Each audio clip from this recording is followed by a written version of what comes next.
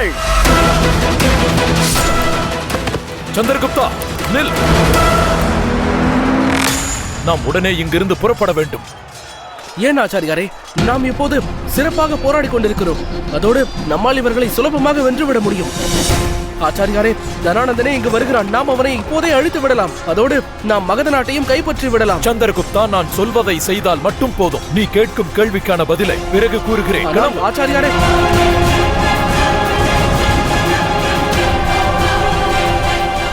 எல்லோரும் திரும்பி செல்லுங்கள். செல்லுங்கள், செல்லுங்கள்.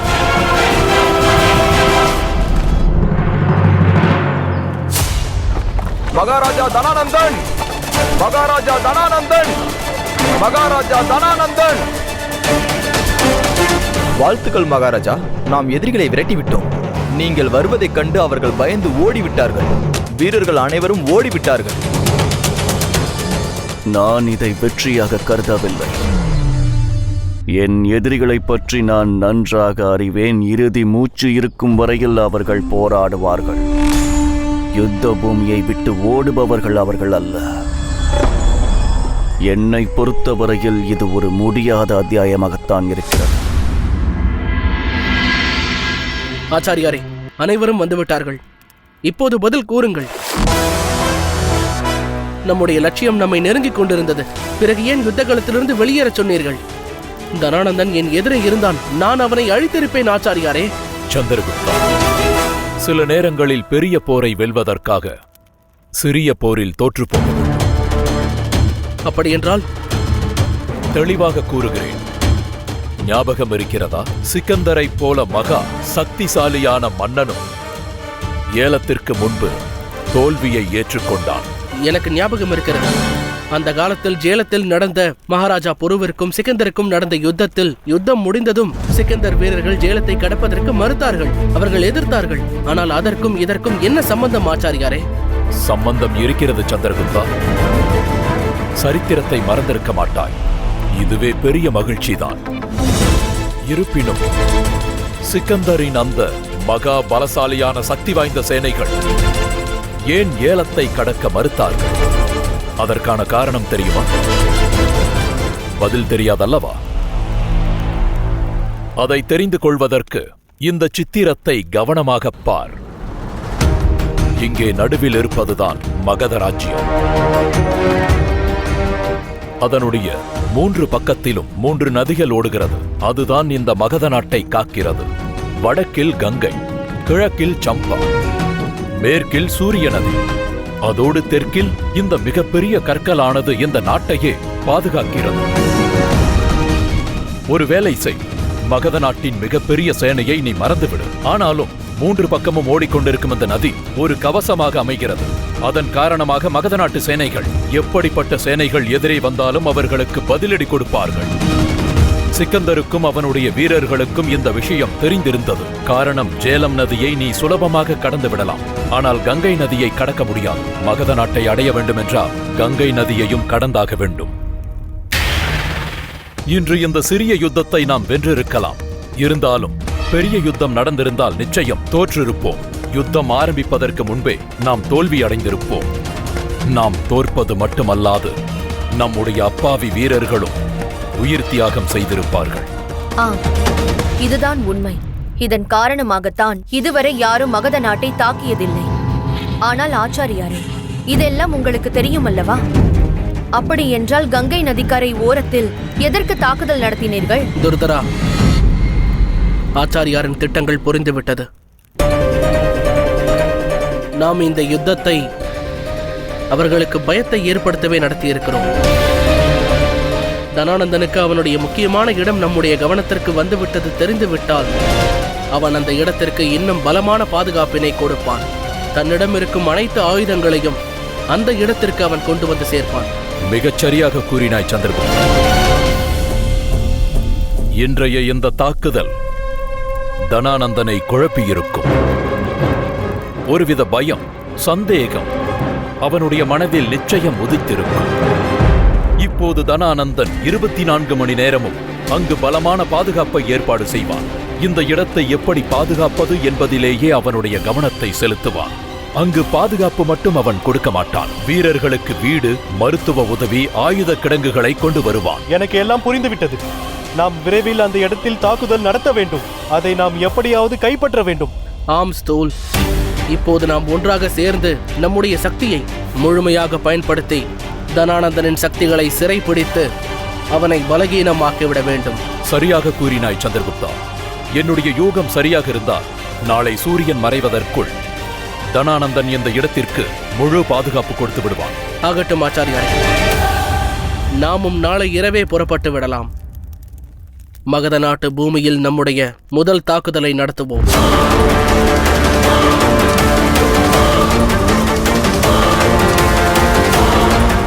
அகண்ட பாரதத்தை உருவாக்கும் நம்முடைய லட்சியத்தில் நம்முடைய அடுத்த அடியை எடுத்து வைக்கலாம்.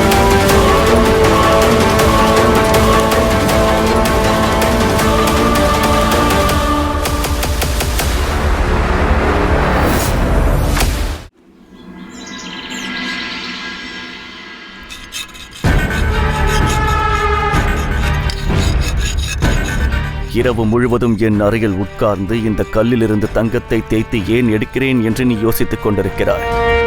ஏனென்றால் இந்த நேரத்தில் என் பரம எதிரி சாணக்கியன் மற்றும் சந்திரகுப்தனும் எனக்கு எதிராக ஏதாவது திட்டம் தீட்டிக் கொண்டிருப்பார்கள், இல்லையா? சிலருக்கு சில பழக்கங்கள் இருக்கும், அது என்றுமே மாறாது தாரா. என்னிடம் இருக்கும் இந்த பழக்கமும் என்னை விட்டு போகாது. காரணம், இந்த பழக்கம் என் அன்பு தங்கை துர்தராவோடு சம்பந்தப்பட்டது.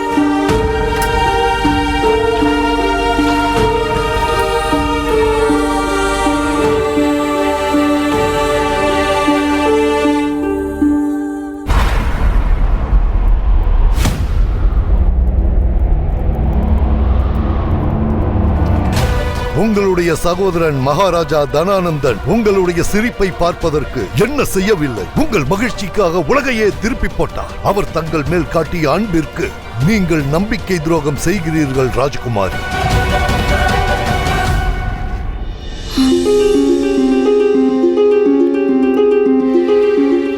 அமாத்தியார் கூறியதை பற்றி யோசித்துக் கொண்டிருக்கிறாயா? சந்திரா, என்னை தவறாக நினைத்துக் கொள்ளாதே. இந்த தர்ம யுத்தத்தில் நான் உன்னோடுதான் நிற்கப் போகிறேன். உனக்கு மனைவியாக இருப்பதை நான் பெருமையாகவே கருதுகிறேன். இருந்தாலும் ஒரு விஷயம் இருக்கிறது. அது ஒன்றுதான் என் மனதில் குழப்பிக் கொண்டிருக்கிறது.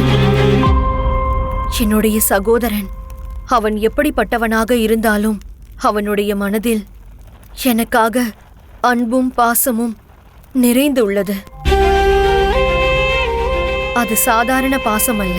அவரை பற்றிய உண்மைகள் தெரிந்த பிறகும், அதோடு என் உறவு அவரோடு முறிந்து போயிருந்தாலும், அவர் தன்னுடைய கடமையை என்றும் மறந்து போனதே கிடையாது. அது என்ன கடமை? ஒவ்வொரு ரக்ஷாபந்தன் அன்றும் நானும் என் தங்கையும் இதை செய்வோம்.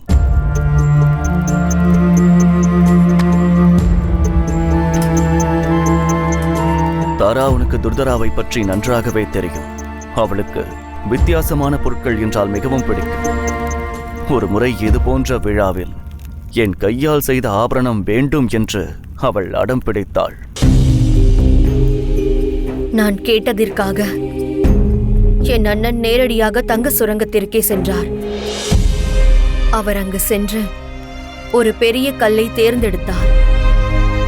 அந்த பெரிய கல்லில் இருந்து அவரே தங்கத்தை எடுத்தார். அவர் கையினால் எடுத்த அந்த தங்கத்தால் எனக்கு ஒரு ஆபரணத்தையும் செய்து கொடுத்தார். அதன் பிறகு ஒவ்வொரு வருடமும் ரக்ஷாபந்தன் வருவதற்கு முன்னால் இதையே ஒரு வழக்கமாக வைத்துக் கொண்டோம். எல்லா வருடமும் இந்த விழாவிற்காக நாங்கள் இருவரும் காத்துக் கொண்டிருப்போம். அவளுக்கு பிடித்த ஆபரணத்தை அவள் என்னிடம் கேட்பாள். நானும் அவளுக்காக என் கைகளால் அந்த அழகான ஆபரணத்தை அவளுக்கு செய்து கொடுப்பேன்.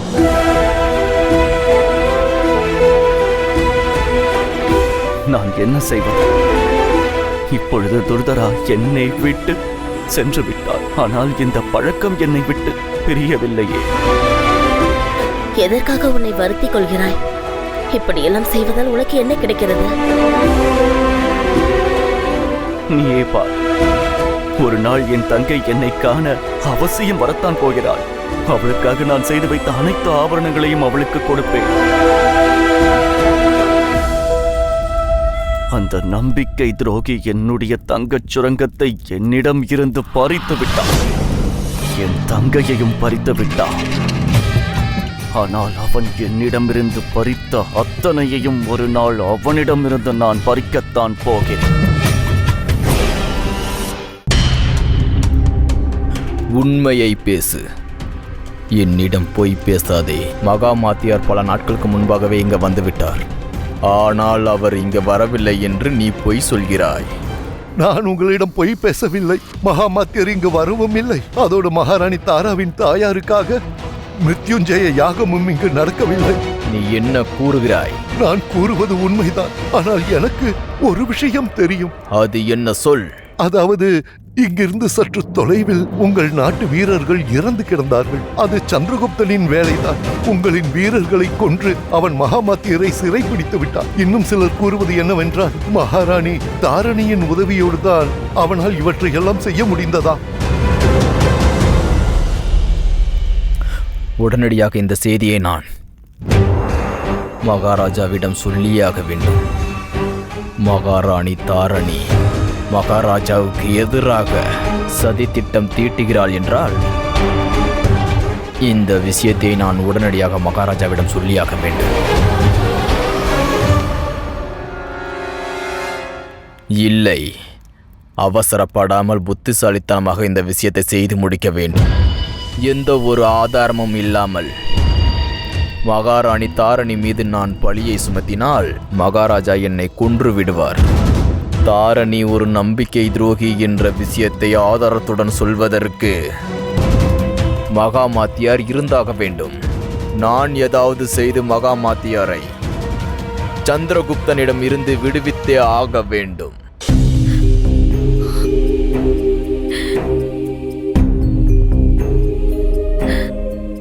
நான் கூறுவதை கேள் துர்தரா. எனக்கு தெரியும், உன்னுடைய மனதில் தனானந்தனுக்காக இன்றும் பாசம் இருக்கிறது.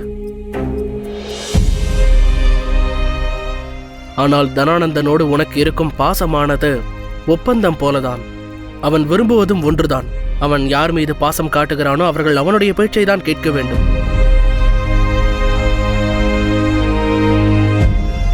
என்னை பொறுத்தவரை உனக்கு அப்படி ஒரு பாசமானது தேவையே இல்லை துர்தரா. ஏன் தெரியுமா? அவனை விட அதிகமாக அன்பு காட்டும் ஒரு அண்ணனானவன் உனக்கு இப்பொழுது தேவை. சந்திரா, கல்லெஞ்சக்காரா, நீ என் அருமை தங்கையை அழ வைத்து விட்டாயே, அதுவும் இந்த ரக்ஷா பந்தன் நாளன்று. ஸ்தூல், இல்லை, நான் எதுவும் செய்யவில்லை. எதுவாக இருந்தாலும் என்னிடம் சொல். நான் இவனை ஒரு வழி செய்து விடுகிறேன். ஸ்தூல்பத்ரர் அவர்களே, நான் உங்களுடைய தங்கைக்கு எந்த ஒரு கஷ்டத்தையும் கொடுக்கவில்லை. உண்மையை நீ சொல்கிறாயா இல்ல? நல்லது. என்னுடைய அன்பு தங்கையின் முகத்தில் நான் சிரிப்பை பார்த்து விட்டேன். வாருங்கள் மகாராணி, சீக்கிரமாகட்டும். இந்த ராக்கியை கட்டிவிடுங்கள். இதை நான் இங்கு கொண்டு வருவதற்கு நான் பல முறை யோசித்து விட்டேன் தெரியுமா?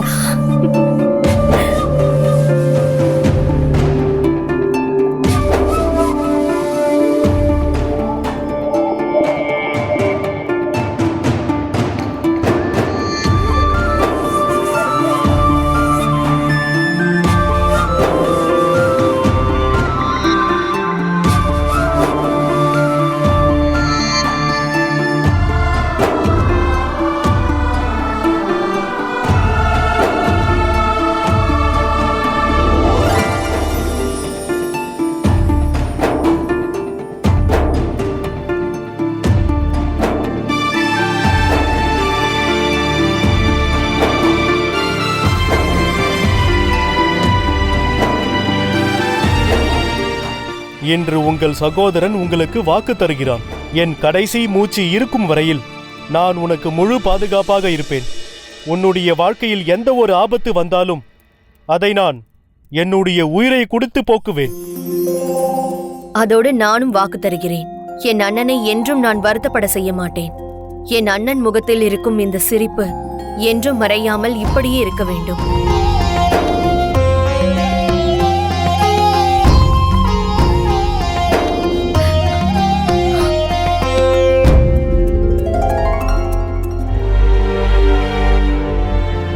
இதை பார்த்தாரா? என் தங்கைக்கு நிச்சயம் இந்த பரிசு பிடிக்கும் அல்லவா? உண்மைதானே? நான் என்ன சொல்ல? உன்னுடைய நடவடிக்கைகளை என்னால் புரிந்து கொள்ள முடியவில்லை.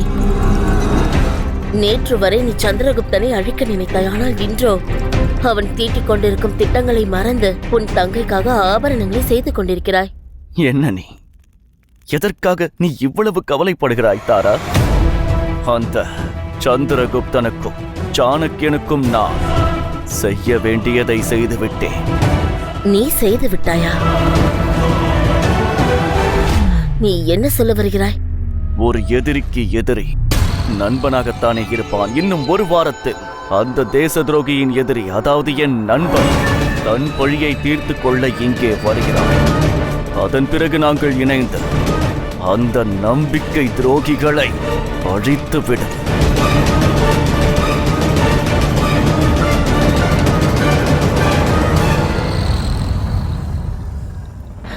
சந்திரகுப்தனை பழி வாங்குவானா? தனானந்தனின் புதிய நண்பன் செல்யூகஸா இருக்குமோ? இந்த விஷயத்தை உடனடியாக நான் சந்திரகுப்தனுக்கு தெரிவிக்க வேண்டும். இந்த கடுமையான போர் இறுதி கட்டத்தை நெருங்குவது போலவே தெரிகிறது.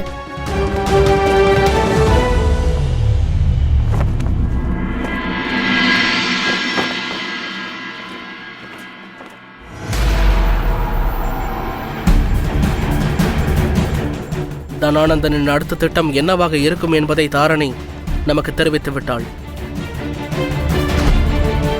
ஆனால் மகத நாட்டை இறுதியாக தாக்குவதற்கு முன்பாக சில விஷயங்களை நாம் முடிவு செய்தே ஆக வேண்டும். தனானந்தனும் செல்யூகஸும் ஒன்றாகிவிட்டார்களா என்ன? ஏனென்றால் செல்யூகஸ் ஒரு வாரத்திற்குள் பாரதம் வருகிறான். ஆனால் இதை நாம் எப்படி உறுதிப்படுத்த முடியும்? தாரணியும் யூகித்திருக்கிறாள். அதனால் அப்படித்தான் இருக்கும் என்று நிச்சயமாக கூற முடியாது. முடியும். பௌரவ நாட்டு மன்னர் மலாய்கேத்து இந்த விஷயத்தை உறுதி செய்திருக்கிறார் துர்தரா. ஸ்தூல்பத்திரனும் ஆதாரத்தோடு வந்து கொண்டுதான் இருப்பான்.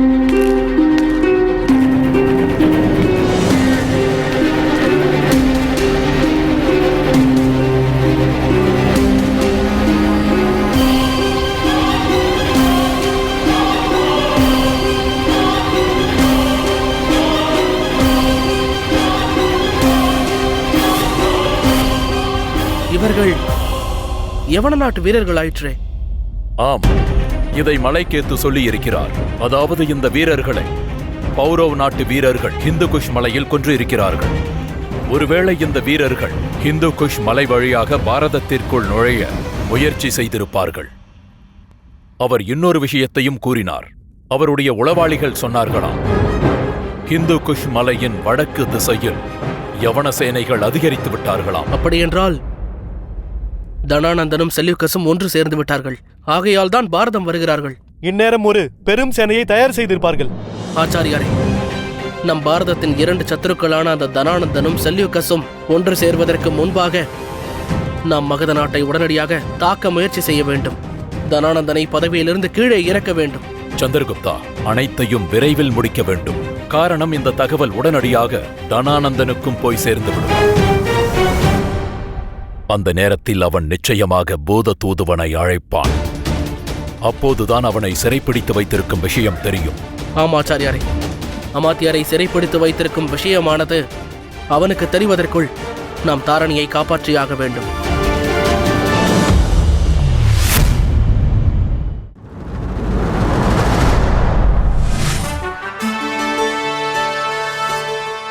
ஒரு நாட்டு மக்களால் தான் அந்த தேசத்திற்கு புகழ் கிடைக்கும். ஆனால் அங்கிருக்கும் அதே மக்கள் தன் தேசத்தின் மீது அதிக அக்கறை காட்டாமல் அலட்சியமாக இருந்துவிட்டார். நினைவிருக்கட்டும், உங்களுக்கு கிடைத்திருக்கும் சுதந்திரம் நிரந்தரம் அல்ல. அது நிரந்தரமாக கிடைத்திருக்கும் சொத்தும் அல்ல. உங்கள் நாட்டிற்கு சுதந்திரத்தை பெறுவதற்கு பல மக்கள் பல தியாகங்களை செய்திருக்கிறார்கள். தியாகம் மட்டுமல்ல, தங்கள் உயிரையும் பணயம் வைத்திருக்கிறார்கள். அவர்கள் மூலமாகத்தான் சுதந்திரம் கிடைத்தது. அதனால் உங்கள் தேசத்தின் மீது என்றும் உங்களுக்கு பற்றும் பாசமும் இருக்க வேண்டும். காரணம், நாடு இருந்தால்தான் நாம் இருப்போம். நீதி என்னுடையது, நியதி உங்களுடையது.